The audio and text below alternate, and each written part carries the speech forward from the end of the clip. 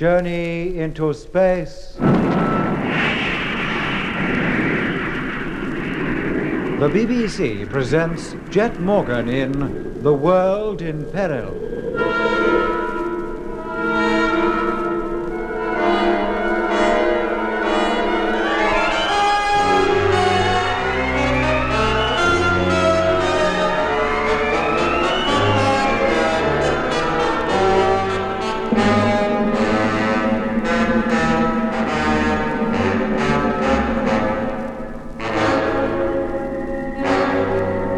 When neither Mitch nor Lemmy returned to the main televiewer room, Jet and Doc decided to go and look for them. However, they too had great difficulty in finding their way through the labyrinth of corridors that were to be found inside the asteroid.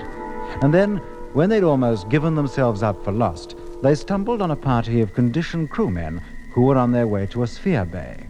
The two men joined the marching column and came to a great airlock which led out into a crater on the asteroid's surface. In a nearby storeroom, the conditioned men donned spacesuits, and Jet and Doc, helping themselves to two of the strange garments, did the same. When the crewmen went through the great airlock and outside, they followed them. Then the group of men scattered to different parts of the crater, and the two Earthmen went to look over the large spherical ship in which they vaguely hoped they might be able to escape from the asteroid altogether. Well, the ship has 4 decks, carries a captain and a crew of 8, is well stocked with food and water, and seems to work on exactly the same principle as the smaller spheres. Well, I think we've seen enough for now. Let's hope Frank was taught to be a crewman on a ship like this, as Paddy says he was. If so, the mere sight of that control room downstairs should bring back to his mind all the training he received when he was conditioned. Operating it should then be simplicity itself. It should be, yes. Well, let's get outside again, see what those conditioned types are up to. That's strange. Can't see anybody. Then let's get back to the airlock. Maybe we'll catch sight of him from there. Right. I wonder when that sphere from 738 is due to arrive. You think we might see it land? I'm rather hoping we will. Must be fairly close now. Jet, Yes, Doc? the door leading into the asteroid, it's closed. Good grief, so it is. Come on. Take it easy. Don't run too hard, Jet. Jet! Is it closed tight? Yes, Doc. We can't open it. It's remote controlled. We're stuck.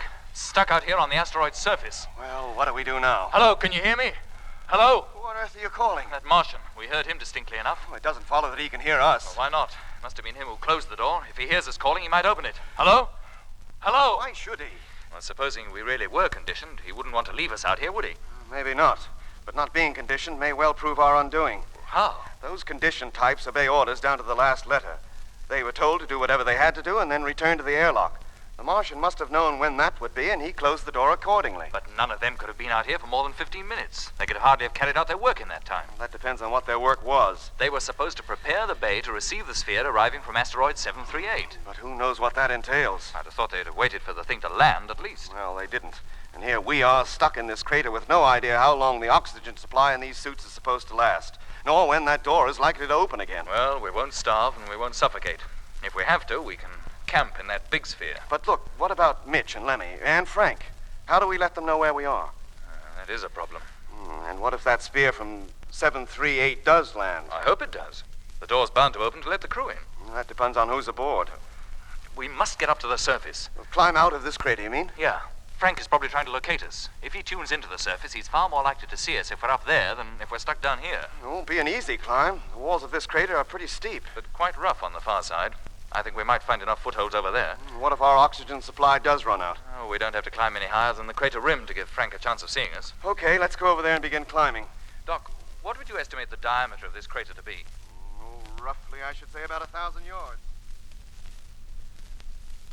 Oh, we're nearly there now, Doc. Made it. Give me a hand. Right, but take it easy. I don't want to go sailing up into the sky. You ready? Yep. Now. There. Thanks.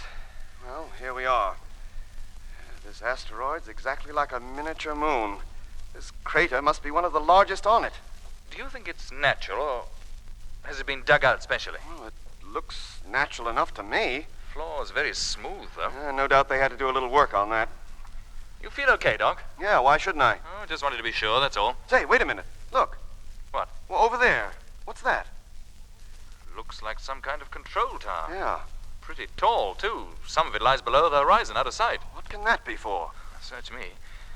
Upper part seems to be made entirely of glass. And there's a light burning in there. Do you think there's a way into that place? From outside, you mean? Yeah. There's a chance. But who'll be in it? Well, if it's condition types, we've no need to worry. We can order them to let us in.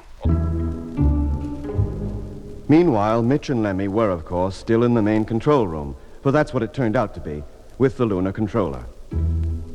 You'll remember that when they refused to cooperate in the Martian plan to invade the Earth, the controller refused to allow them to leave the control tower and return to the main televiewer room where Jet and I had waited in vain.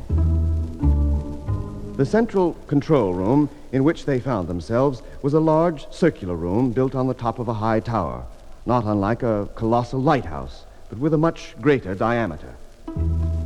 It was full of gadgets of all kinds, including a vision phone, just like the one we had been using, which enabled the operator to view and talk to any part of the ship at will. This tower was, in fact, the asteroid's nerve center, like the bridge of a colossal ocean liner. The underground control suites could be compared with the ship's engine room, although their tasks were far more numerous, and, if the asteroid's flight was to be correctly maintained, had to work in perfect coordination. The coordinators were, of course, the Martians. All this was explained to Mitch and Lemmy by the lunar controller, who, although he would not give them their freedom, treated his prisoners politely and did not hesitate to answer their questions as to how the ship worked. It seems to me that you run this asteroid, that you're the captain. Well, perhaps first mate would be a better description. And who is the captain? Jack Evans? I am Jack Evans. You? But Paddy Flynn told us Jack Evans was a rebel, like he was. Paddy Flynn was a good asteroid crewman, but he was a fool. He thought he could get back to Earth. He didn't realize just how long it was since he had left it. You knew he was a rebel and you did nothing about it? I knew his plan could not succeed. He intended to do nothing until we reached Earth anyway, and by that time he would have been safely locked up and out of harm's way. And meantime, you let him believe you were a rebel too. It kept him happy, and a happy man works well. He had as much chance of leading a rebellion on this ship as you have of getting back to Earth. Thanks very much. But what about that rebel song he taught the crew? What about it? Well, wouldn't their singing it make any difference to them? The crew of this asteroid are all conditioned. You could teach them to sing a song in Chinese, and they'd sing it, if they were ordered to. Yeah, but that song mentioned the Earth. Didn't that have any effect on them, remind them of the planet they were native to? Mr. Mitchell, to a conditioned type, Mars is the Earth. They are all under the impression that whenever they touch down on Mars, they have reached home. And just like those so-called sheep farmers on the Argia Desert. They thought they were in the Australian outback. It's no more than a state of mind. Where you believe you are, you are. If Lemmy were conditioned and I told him that the surface outside was the commercial road, he'd believe it. Aye? It would be just like the real thing to him. He wouldn't know any better. Well, what about that Martian? Is he a state of mind, or does he really exist? To the conditioned types, he does. He did to Paddy. Paddy never knew about this place. He'd never been in it. That still doesn't answer my question. Most of the orders you hear that voice give are definitely Martian. But what about the geezer who gives the orders? What is he? I told you, he is a colossal brain. Nothing else? No. If I could see in that big box downstairs, what would be in there? A mass of electronic equipment, far beyond your or my understanding. Is that what a Martian consists of, then? A massive electronic equipment? On this ship, it does. And how about the voice? It emanates from the same place. It's produced by electrical impulses. But it seemed to have the power to think. It has, in much the same way as the computing machines down on Earth, or the one you carry aboard the Discovery. Although that hardly amounts to more than an abacus compared with the one aboard here. So it's not a Martian at all, just a colossal electronic brain. Which you operate. To a great extent, I do, but I also receive my orders from What it. do you mean? Something you're in charge of, a machine, tells you what to do? Yes, and I have better sense than to disobey. Oh, blimey. Would it know if you disobeyed? Yes, it would. And who built this thing? It was assembled by condition types, specially trained for the work. But who designed it? The Martians. They design everything, but they use conditioned types to do the manual labor. Oh, regular lords of the manor, aren't they? So this story of there being a Martian on every asteroid's a lot of nonsense. Not really. That great electronic brain represents the Martians. That amounts to the same thing as having a Martian aboard the ship. It is through it that my contacts with Martians are made. You mean it's a radio receiver as well? Receiver, transmitter, computer. It does everything a man could do, but 1,000,000 times quicker. It'll even answer questions. What kind of questions? Look. Ask it anything you like. The date, the time, anything. Go on. All right. What's the distance from here to Mars?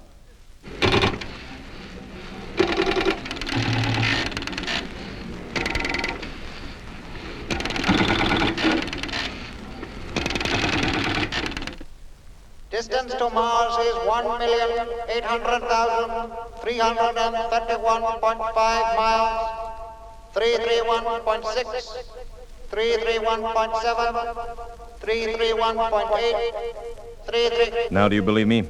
Why was he increasing the figure? We have a slight drift. Our orbit round the sun, and that's what we're traveling in at the moment, is not quite fast enough to keep the distance between us and Mars constant. But it's hardly worth worrying about. I'm glad to hear it. Your slowing the ship down so rapidly has upset the mechanism slightly. We're lucky it didn't even do more damage. How does 738 find its way here? It's following us on a homing beam that we're transmitting. It'll fly to us automatically. The brain could compute its arrival time to the nearest minute, if you care to ask it. Can we? If you want to. Now, go ahead. But what do I say? Just ask for the information you want. At what time will asteroid 738 reach us? Is that his brain ticking over? You might call it that.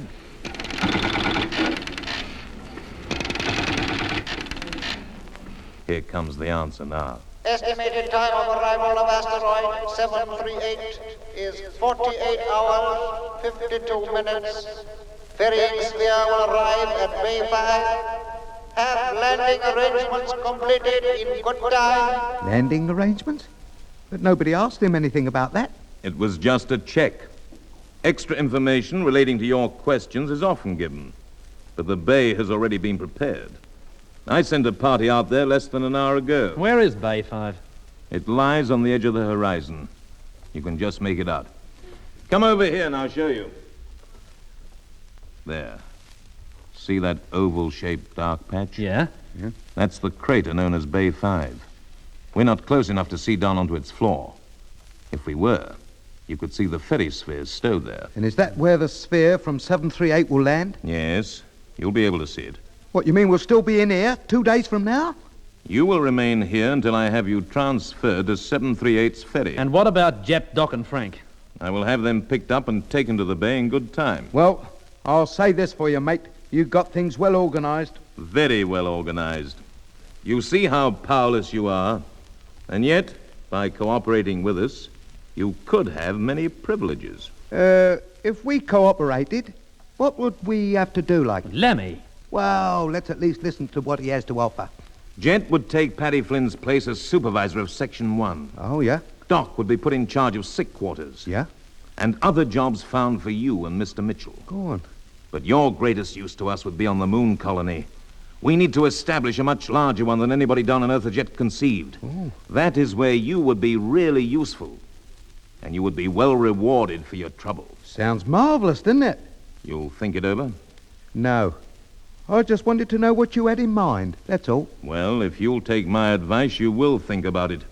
And you have just 48 hours in which to make up your mind. Until 738 gets here. Precisely. And remember, there is nothing you can do to save the Earth. There is plenty you can do to save yourselves. From what? From endless years spent working in an underground factory down on Mars. How does that prospect strike you? Not very pleasantly, mate.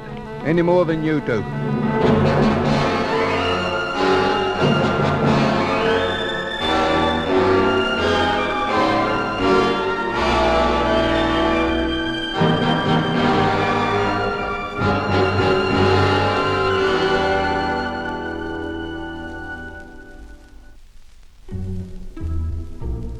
Of course, Jet and I had absolutely no knowledge of Mitch and Lemmy's meeting with the former lunar controller.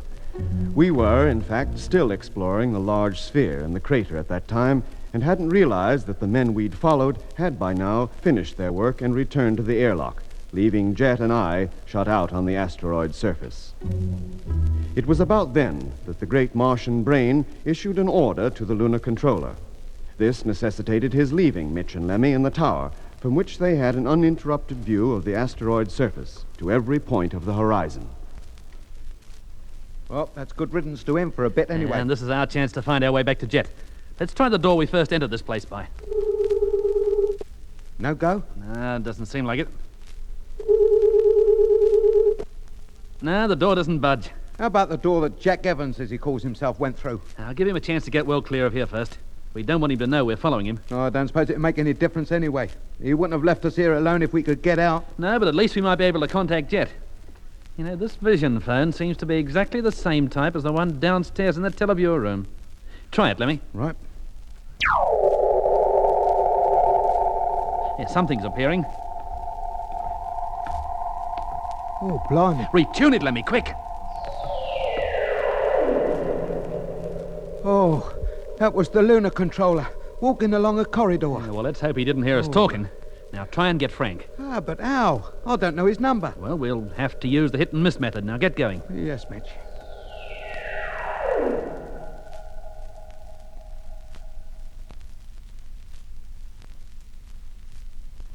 I'd have one more try, Lemmy. We must have been all over the ship a dozen times with this thing. I don't think it can tune into that televiewer room. Hey, maybe you're right. Oh, I'm glad you think so. Don't you remember? Paddy said he could never tune into Jack Evans unless he had the Martians okay first. You mean we have to ask that electronic brain? No, it's not as simple as that. The lunar controller is Jack Evans, and the request must have come to him eventually. He must be the only one who knows how to tune this thing to the place we want to see. And he only did it when he felt like it? Of course. It's things like that that would have impressed Paddy that there really was a Martian aboard. Well, the lunar controller's not here. So now what do? Consult the electronic oracle? Attention. Aye, he must have heard me. Message to controller from asteroid 738. Can you take it now? Repeat. Can you take it now? Ah, Canny is not here. Yeah, I wonder what happens in a case like this. Does he hear the Martian's voice in whatever part of the ship he happens to be? Message will be recorded. Eh? Ah, so that's how it's done. Hey, look. On that panel. The red lights come on. Yeah, that must be an indication that there's a message waiting for the controller. He'll play it over when he gets back. Like an automatic telephone, you mean? Ah, similar principle, I expect. Well, what do we do? Try to pick up Frank again? Ah, I don't think there's much point in that. No. Blimey. Mitch, What's the trouble? look. Martians. Hey? Where? Outside, on the asteroid surface. 2 of them. Oh, and how horrible they look. Ah, they don't look like Martians to me. They look like ordinary men in spacesuits. Where have you ever seen a spacesuit like that? Condition types must need suits if they ever go outside, and, well, they're bound to differ considerably from ours. And what they doing out there? Taking a stroll? And whatever they're doing, they're heading directly for this lookout tower. They must be off the sphere from asteroid 738. They're coming here to pick us up. But the Martian said 738 wasn't due to arrive for more than 48 hours. He could have been wrong, couldn't he? I doubt it. Now, let's get out of here while the going's good. Always assuming we can. Well, let's try anyway, before those zombies or whatever they are get here. Okay, we'll try the other door this time. It works! Come on, but I haven't much hope of our getting very far.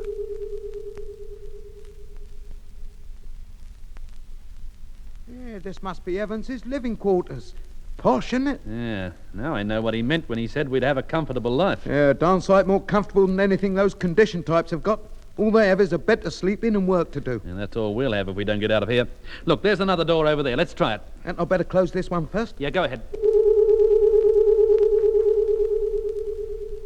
All right, Mitch, she's shut. And this one's opening. What's behind it? A spiral staircase. Which is what he must have gone down. I reckon so. Come on, let's follow him. Not so fast, Mitch. You're making me dizzy.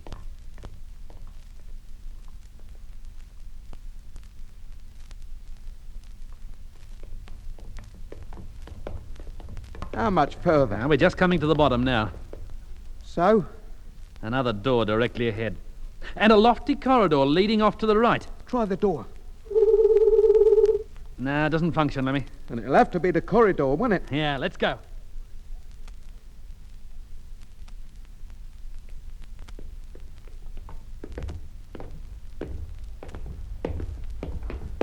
Looks like we're coming to the end of it at last. Attention. Aye, aye. Crew personnel are warned that it is dangerous to proceed beyond this point without protective clothing. What protective clothing? If you are not suitably dressed, turn back immediately. Now, what's all that about? Yeah, it must be something to do with that door at the end there. Yeah, let's get a little closer to it, Lemmy. But take it slowly. Oh, of course. Where do you think it leads to? Lemmy, now how should I know? Well, you might have Attention, known. attention. All right, there he goes again. The door you are now approaching leads to the asteroid surface. It is dangerous to proceed any further unless you are wearing suitable clothing. This is the last warning. So that's it. You mean spacesuits? And we haven't got them. All right, Lemmy, hold it. Well, that's that, I reckon. We have no choice but to go back. We cannot escape. Silly. Isn't it?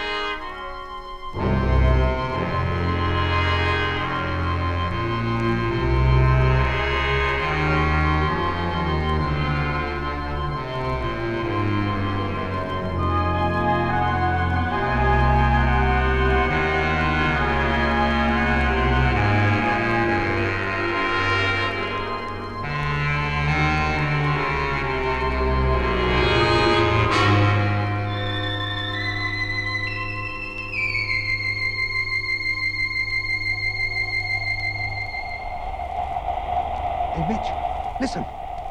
An airlock. Somebody's coming through that door. And it must be those two geezers we saw outside. Hadn't we better scarper? Oh, blimey, here they come. Well, what are you standing there for? Come on, Mitch. Ah, what difference does it make? We got nowhere to run to. We can go back upstairs, can't we? If we can, they can. We'd have to face them in the end. We might as well do it now. Here they are. Oh, look at them. Enough to frighten the daylights out of you. Doc, look who it is. Mitch and Lemmy. Stand your ground, Lemmy. Don't let them see you scared. Mitch, how did you get here? What is this place? You come a step nearer and I'll land you one. Lemmy, it's me. Well, they can't hear us, Jet. With our faces inside these helmets, they don't recognize us either. Let's take the helmets off, and quick. Doing it. Jet!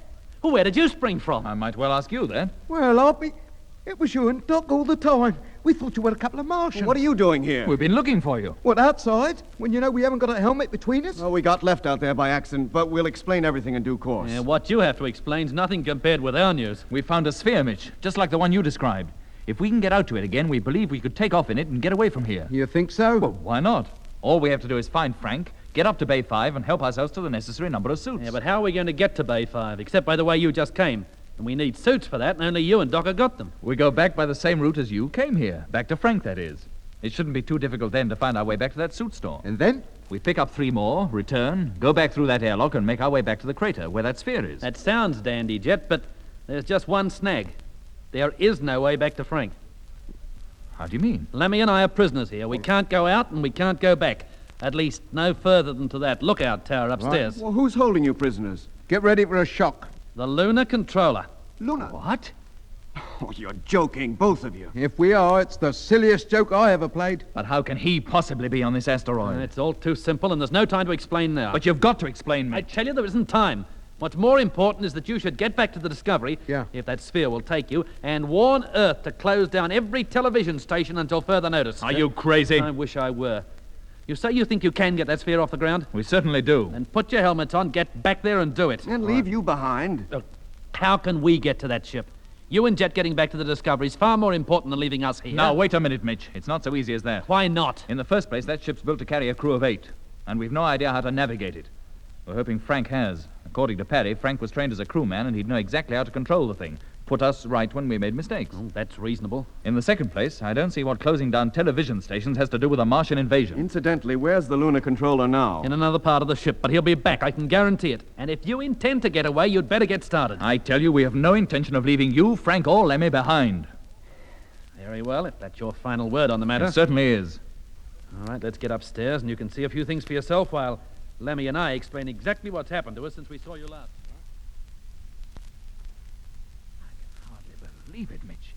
The lunar controller. And this is where he controls the asteroid from? Yes, Doc. And if you ask me, is the big noise aboard here? But where does he get his orders from? From outside somewhere. The Martians themselves, he said. Did he say where they were? No, he didn't. I don't think he knows any more than Paddy did. And the Martian, the brain, as you call it. What, you don't believe it? It seems so fantastic. You listen to this, then.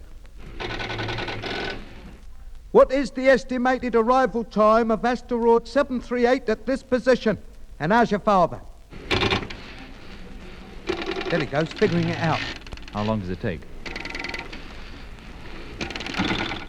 Estimated arrival time of asteroid 738 at present position is 47 hours, 54 minutes. Second question, not understood. I don't suppose he even knows what a father is. This is almost unbelievable. 47 hours, 54 minutes. That's the maximum time we have to find a way out of here, pick up the suits, and get out to that sphere. Not forgetting going back to Frank. Which way did you come in? Now, we came through that door that knocked you out. You mean it didn't affect you? It was open, and we just walked in. The huge case that contains the super electronic brains housed in there. Well, no wonder the place was so well guarded. Then can't we go back that way? I know I could find the teleview room from there. It's no go, Jet. The only door leading to that place doesn't work. Not to us, anyway. Mr. Jack Evans wasn't kidding when he said we were prisoners. Oh. And you've no idea when the controller will be back? No, Jet. It might be hours. It might be minutes. Then we must work fast. Lemmy. Yes, mate? Go into the other room. Yeah? Take the sheets off that bed in there, then put the rest of the covers back in place so they look as though they haven't been disturbed. What's the idea? Oh, don't ask questions. Do as I tell you. Yes, Jet. Right away. Well, what's on your mind? I think we might persuade Mr. Jack Evans, lunar controller, or whatever he cares to call himself, to help us get away from this asteroid back to the Discovery. What? How? Do you think he realizes Doc and I are here? I don't know. Well, he's not superhuman. Not like that electronic brain. He could only know we were here if he were told. But look, Jet, he may have a vision phone where he is and be looking at us and listening to what we're saying right now. And he may not. We'll work on that assumption anyway. Oh, here comes Lemmy back now. I'll strip that bed down, but it doesn't seem to have any sheets. All the covers are the same, so I brought this one. See if you can tear it. Oh, that'll spoil it. Go on, Lemmy. Help him, Doc. If it does tear, rip it into strips. Okay, come on, Lemmy. I'll give you a hand. Right. Now, Mitch, ask that brain how long it'd take a sphere to get from here to Mars. Right. Question. What is the estimated time it would take for a ferry from Bay 5 to reach Mars? Let's hope he doesn't throw that question back in our face. Ferries cannot reach Mars from this distance. Well, we knew that already. The large sphere, that's the one I meant. What do they call that? I'm afraid I haven't a clue. And we can't ask any questions about it. But I'm sure it would reach there. It's well stocked with food and obviously is built for long-distance flights. Then what are you worrying about? I want to know how long we can expect to be traveling, that's all. A lot may depend on it. An asteroid like this could easily overtake one of those spheres. I just want to know if we have a chance. If we get away immediately, we'd be nearly 48 hours ahead of any other ship that tried to pursue us. It sounds a long time, but 1,000,000 miles is a long way. Assuming we are pursued by a faster ship, or even an asteroid like this, will 48 hours start help us much? I wish I could answer that. Here you are, Jet. It was pretty tough material, but we managed it. Good. Now, what do we do? Mitch and Lemmy will sit here in front of the door where the controller can see them as he comes in. Yeah? You and I will stand at the side by the wall on which the door is hinged. Uh-huh. Then, as soon as he's in the room...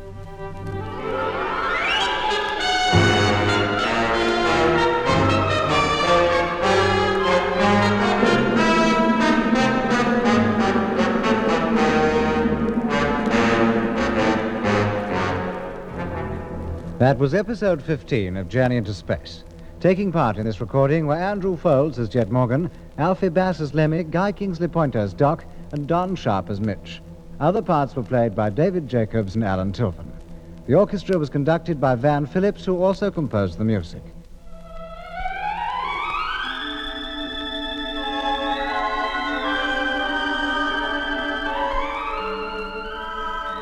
Journey into Space was written and produced for the BBC by Charles Chilton.